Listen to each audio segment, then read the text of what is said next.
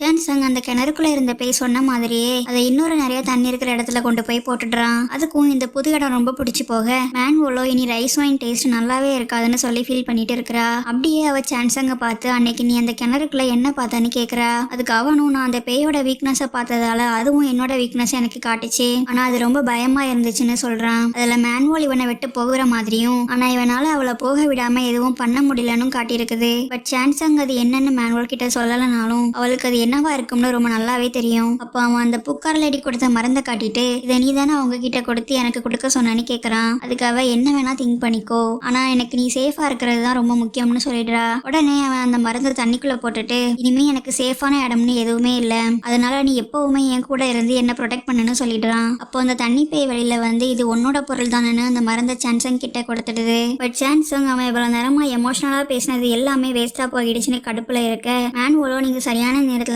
மருந்தை கொண்டு வந்திருக்கீங்கன்னு தேங்க்ஸ் சொல்லிட்டு அதை வாங்கிக்கிறா. அப்போதான் சாம்சங்கும் ஏன்டா அந்த தண்ணி பேய்க்கு ஹெல்ப் பண்ணோம்னு ஃபீல் பண்றான். மேன்வோல் அந்த மருந்தை கொடுத்து சாம்சங்க சாப்பிட சொல்ல எனக்கு உன்னை இந்த உலகத்தை விட்டு அனுப்ப இஷ்டம் இல்லை, அதனால உன் கூடவே இருந்து உன்னை போக விடாம பார்த்துப்பேன், ஸோ அது வரைக்கும் இந்த மருந்து எனக்கு தேவையில்லைன்னு சொல்லிடுறான்.